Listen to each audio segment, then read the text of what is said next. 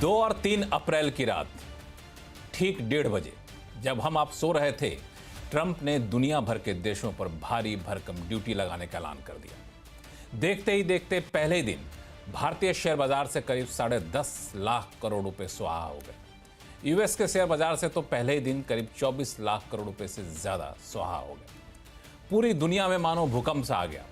लगा कि अब तो बाजार कंगाल करके ही मानेगा।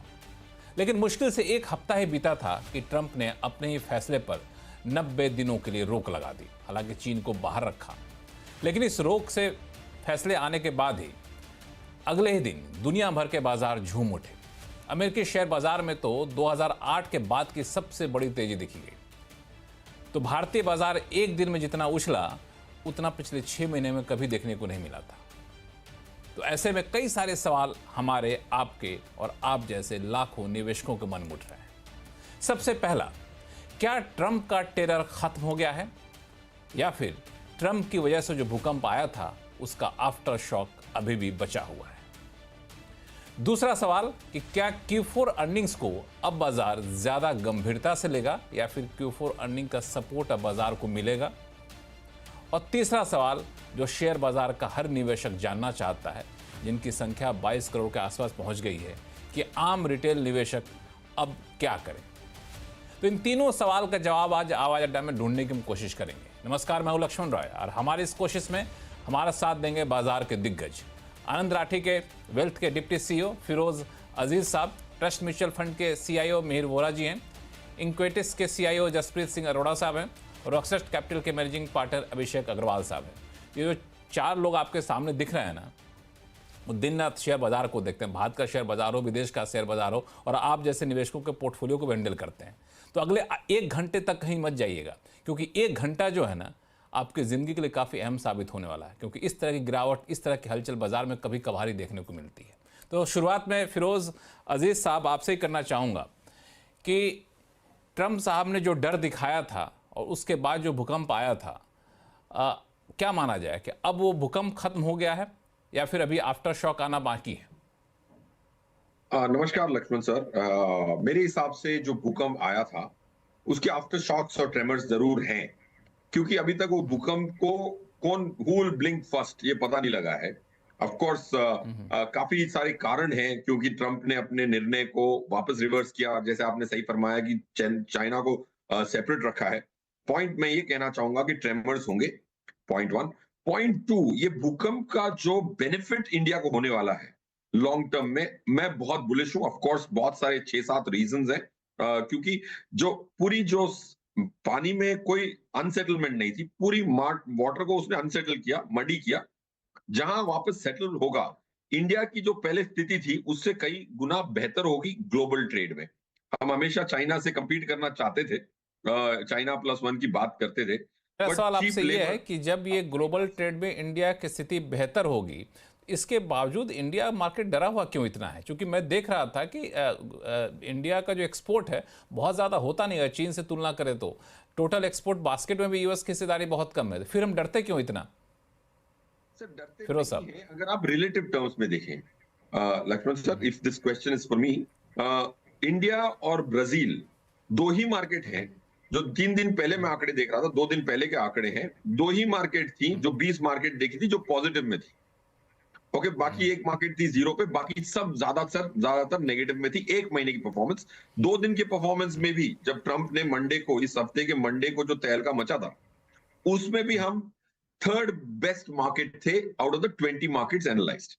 देखिए, जब जब भूकंप आता है तो, जैसे मैं बैंकॉक में था जब म्यांमार में भूकंप आया, बैंकॉक में भी 7.7 जो होटल में था, वो भूकंप, एक्चुअल भूकंप देख के आया हूं मैं लास्ट मंथ। तो मैं ये कह वहीं रहा पे हूं थे कि आप? सब जगह एक रिलेटिव फॉल तो आएगी। अब वो फॉल में हम कहां प्लेस्ड हैं वो बताता है कि ब्राजील और इंडिया इसके लॉन्ग टर्म बेनिफिशियरी जरूर होंगे। और क्योंकि अगर यूएस में माइग्रेशन बंद कर दी गई है, उधर की पर कैपिटा इनकम जो है $80,000 है, और इंडिया की $2,500 है, चाइना की $13,000 है, चाइना से नहीं लेना तो चीप लेबर मिलेगा कहां से? तो मैं ये कह रहा हूं कि इंडिया की स्थिति बेहतर होगी। अब इंडिया उसको कैपिटलाइज करेगा कि नहीं करेगा, बट अगर आप ये प्रार्थना करते थे कि इंडिया चाइना +1 और चाइनीज से compete करेगा, तो ये आपका मौका जरूर है एज अ देश। बिल्कुल ये मौका है, लेकिन इस मौका को कितना ज़्यादा मोनेटाइज कर पाएंगे, भुना पाएंगे, इसको लेकिन मेरे मन में कई सारे सवाल हैं जिस पर मैं आगे चल के शो में आपसे बातचीत करूंगा। मिहिर वोरा साहब, एक बात जो फिरोज साहब ने कहा कि भूकंप आ गया है लेकिन इसके आफ्टर शॉक अभी बाकी है, तो मैं आपसे थोड़ा सा अलग सवाल पूछूंगा इसी को लेकर के कि क्या स्थिति ऐसी भी हो सकती है कि फरवरी में जो हालत हम लोगों ने देखा था, क्या हम लोग वहां तक फिर जा सकते हैं कि नहीं, अब वो बुरा दौर चला गया? नमस्कार लक्ष्मण जी। देखिए, आफ्टर शॉक्स तो आएंगे, और वॉलेटिलिटी तो बिल्कुल रहेगी, क्योंकि अभी भी 90 दिन की जो ब्रीदिंग स्पेस मिली है उसमें भी काफी सारे नेगोशिएशंस, काउंटर नेगोशिएशंस वगैरह होंगे। उसमें क्या होगा कि जो ग्लोबल बिजनेसेस हैं, मल्टीनेशनल्स हैं या यूएस बिजनेसेस हैं और इवन एक्सपोर्टर्स हैं, चाहे वो इंडिया में हो चाहे चाइना में, वो कोई बड़े डिसीजंस नहीं लेंगे। तो एक तरह की जो डिसीजन पैरालिसिस जो है वो तो रहेगी। और जो इंडिया जैसी इकोनॉमी जो है, और जैसे फिरोज ने कहा कि उसमें relatively we are among the best place, वो तो रहेगा।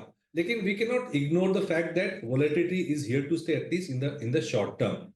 मुझे लग रहा है ये एंड गेम शायद 90 दिन का वेट ना करे, क्योंकि सबसे ज्यादा नुकसान इसमें तो यूएस का ही होने वाला है। और जैसे हमने देखा, एक हफ्ते में काफी सारी चीजें समझ में आ गई, बाजार की वॉलेटिलिटी न सिर्फ स्टॉक मार्केट में, बट फाइनली जिस तरह से बॉन्ड मार्केट टूटा, वो एक सबसे बड़ा झटका था। और यूएस एडमिनिस्ट्रेशन ने उसकी वजह से 90 दिन का ये जो डिसीजन लिया, और एक्सेप्ट चाइना बाकी सब कंट्रीज को 10% में अभी फॉर द टाइमिंग रखा हुआ है। तो आई थिंक मूविंग पार्ट्स काफी है। एक बड़ा स्ट्रॉन्ग सिग्नल यूएस को मिला है, और मुझे लगता है कि ये सिचुएशन जल्दी सलटेगी। 90 दिन की शायद हम वेट ना करें। देखिए, उद्देश्य ठीक है, यूएस को अपनी ट्रेड डेफिसिट घटानी है, यूएस में एम्प्लॉयमेंट बढ़ानी है लॉन्ग टर्म में, बट ये तरीका इतना इजी नहीं है। इसको लॉन्ग टर्म प्लानिंग की करना पड़ेगा। ये एक बहुत ही क्रूड वेपन उन्होंने यूज किया है। मेरे ख्याल से नेगोशिएशन टेक्टिक था, काफी हद तक, थोड़े हद तक सफल हुए हैं, बट वॉलेटिलिटी तो रहेगी। रही बात, क्या हम फरवरी वाले लेवल्स में जा सकते हैं? डेफिनेटली जा सकते हैं, बट मुझे लगता है चांसेस कम है। और उसके लिए मुझे सबसे बड़ी रीजन मैं ये बोल रहा हूँ कि वॉलेटिलिटी की वजह से भी हम डाउनसाइड रिस्क लिमिटेड है। उसकी ये वजह है कि क्लियरली जो मार्केट्स ग्लोबली सिग्नल दे रही है, वो ये कह रही है कि यूएस अगर अपनी फिजिकल डेफिसिट नहीं घटाएगा तो कितना भी कर ले, बॉन्ड प्राइसिंग में प्रॉब्लम होगी। हमने देखा था कि in spite of all this, dollar weak हुआ और बॉन्ड प्राइसेस घटे हैं, बॉन्ड डील्स बढ़े हैं। इतनी हद तक कि अब तो गोल्ड भी एक सेफ हेवन बन गया है, और US is now being perceived as a very risky market. मुझे लगता है कि सिचुएशन इन्फ्लेशन की ओर जा रही है यूएस में, और इन्फ्लेशन की वजह से और भी प्रॉब्लम्स होंगे, बट इसके बावजूद उन्होंने टैक्स कट किए। अभी कल जो बजट पास करवाया प्रपोजल्स, उसमें टैक्स कट किए हैं और फिजिकल डेफिसिट बिल्कुल घटाने की बात नहीं कर रहे हैं। तो अगर ऐसा रहा तो बॉन्ड यील्ड्स ऊपर ही रहेंगे और उनको और तकलीफ होगी फ्यूचर में। और उसका एक ही एंड गेम मुझे लग रहा है कि liquidity liquidity liquidity will be pumped into the global system. Money printing वापस शुरू हो जाएगी, डायरेक्टली या इनडायरेक्टली। यूएस को तो करना ही पड़ेगा अगर अपने बॉन्ड्स को रिफाइनेंस करना है। चाइना, क्योंकि ये इतना बड़ा थ्रेट है उनके लिए, वो अगेन पंप प्राइसिंग करेगा। स्टिमुलस उन्होंने दिसंबर में ऑलरेडी एक किया है, मुझे लगता है एक और बड़ा स्टिमुलस चाइना में भी आएगा। तो मुझे लगता है अगर स्लो डाउन की ओर दुनिया जा रही है तो लिक्विडिटी बहुत ज्यादा पंप होने के चांसेस हैं। और वो गोल्ड प्राइसेस हमें दिखा रहे हैं, डॉलर की वीकनेस हमें दिखा रही है। और ये सिचुएशन में इंडिया जैसी कंट्री जो एक्सपोर्ट्स पे ज्यादा डिपेंड नहीं करती है, उनको मेरे ख्याल से फ्लोज और रिस्क एसेट्स और रिस्क फ्लोज इंडिया में आ सकते हैं। तो इस तरह से मुझे लगता है कि डाउनसाइड लिमिटेड है, irrespective of all this volatility. हालांकि इसमें मैं सिर्फ ये जानना चाह रहा था, जसप्रीत अरोड़ा साहब, आप इस पे फोकस करिएगा कि जो वश था वो था कि टैरिफ लगा देना, आंख बंद करके सारे देशों पर लगा दिया tariff, discounted rate so called नाम दिया गया। तो उससे तो उबर गए हम लोग। अब 90 डेज का जो पीरियड है, इसमें कौन कितना नेगोशिएशन करता है, नेगोशिएशन में भी हम लोग भारत जैसे देशों का जो उन्होंने चार्ट बनाया था कि भारत ऐसे देश है जहाँ नेगोशिएशन बातचीत आगे बढ़ रही है, तो वो तो 90 डेज से पहले वाला जो टैरिफ था, रेसिप्रोकल टैरिफ, उस स्थिति पे तो अब यूएस लाएगा नहीं हम लोगों को। तो इतने में खुश हो जाना चाहिए, अब बाजार को अपने चाल से चलना चाहिए, ना कि यूएस की चाल से। Yeah, hi, good evening and namaskar to everyone and to my fellow panelists. So आपने बहुत अच्छा पॉइंट लिया लक्ष्मण जी। तो हमें टेक्निकल भाषा में जैसे रेजिस्टेंस और सपोर्ट कहते हैं, we got the resistance and we got the support, right. तो 10% इंडिया के लिए, 10% और 26%, या तो 10% India plus so many other countries, 10 तो लगना ही लगना है, उन्होंने क्लियर कर दिए। Let's go back to 10 and higher side 26। अब बीच में it is all up to individual countries. हमें लगता है कि कौन कितना अच्छी डील बना सकता है यूएस के साथ, एक्सक्लूडिंग चाइना, राइट। चाइना का कोई लिमिट नहीं है, वो आज 80 था, उन्होंने भी 125 कर दिया, कल को 150 कर देगा, उनकी तो लिमिट की कोई वो नहीं है, आप यू कांट एक्सपेक्ट दैट। तो broadly I think everyone knows कि अब क्या विंडो है जिसके अंदर नेगोशिएशन होनी है, the floor and the max, the मिन एंड द मैक्स, एंड वो 90 दिन की विंडो है। एज अमीर sir said rightly, I don't think इसमें एक 90 दिन जैसा कुछ बहुत ज्यादा कुछ करना है, because all other countries including India bilaterally अपना डिस्कशंस कर ही रहे थे of channel at a lower level, and I think between 30 to 60 days सबकी अपनी अपनी डील बन जानी चाहिए, and excluding China. And to the other part of your question, sir, I think the large part of the earthquake or the भूकंप, if you're saying, वो हो चुका है।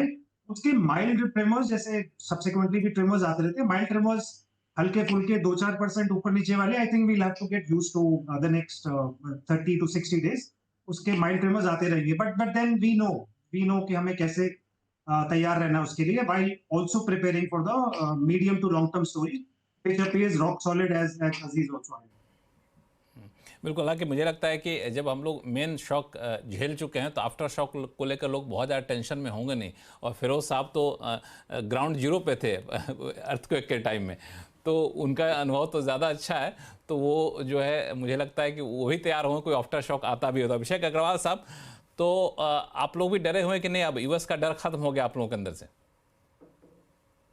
लक्ष्मण जी, डरने वाली ऐसी कोई बात नहीं है ऑनेस्टली, अगर हम थोड़ा इसको डीपर अच्छा, ये में अच्छी बात है। समझें। बाकी पैनलिस्ट को बता दूं कि अभिषेक अग्रवाल साहब हमारे साथ कई शो में आए हैं, लेकिन कभी भी निगेटिव कभी साउंड नहीं किया, हमेशा जो है सो खुश रहते हैं और पॉजिटिवली देखते हैं। डरने वाली बात नहीं है इनका, बिल्कुल लाइन लेके चलते रहते हैं। आप बताइए। तो उसको थोड़ा डिकोड करते हैं कि डरने वाली बात है क्यों नहीं। यहाँ पे लक्ष्मण जी, हो ये नहीं रहा है कि it's just a matter of tariff war, it's a power game.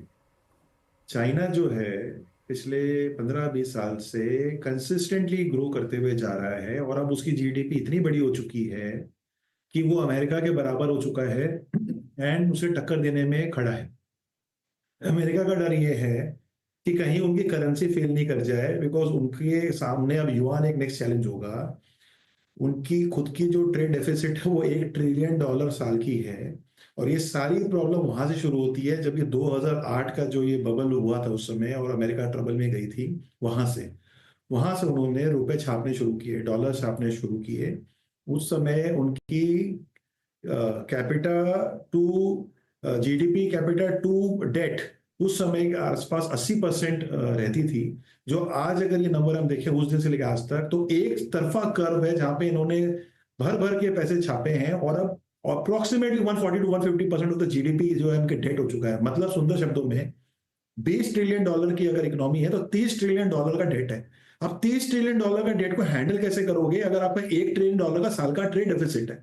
तो ये इनको समझ में आ चुका है कि ये इसलिए हो रहा है बिकॉज वो चाइना और बाकी ऐसी कंट्रीज को फ्रीवे दे रहे हैं, बिकॉज वहां पे ये टैरिफ का जो ये मिस अलाइनमेंट है कि जहां पे अमेरिका अपने आप को डोमिनेट नहीं कर पा रहा है और बाकी कंट्रियां इजिली इंडिया यूएस मार्केट को टैप कर रही है, इस चीज को कैसे हम रिवर्स करें ताकि वापस US first, dominance first, dollar first, वो सारी चीजें हों। तो ये जो सारी एक्शंस हम देख रहे हैं ये इसके इर्द गिर्द जा रही है, ये सबसे बड़ा मुद्दा है। तो उससे एक ट्रेड डेफिसिट का गेम नहीं है, वो $30 ट्रिलियन के सामने जो डॉलर में पैसे लगे हुए हैं उसको बचाने का ये सारा एफर्ट्स है। ये तो पहली बात हो गई। दूसरी बात, इंडिया का एक्सपोजर इतना बड़ा है ही नहीं ग्लोबल लेवल पे जहां हम ऐसा कोई एक्सपोर्ट करते हैं जिसको लेके हमें वरी करना चाहिए।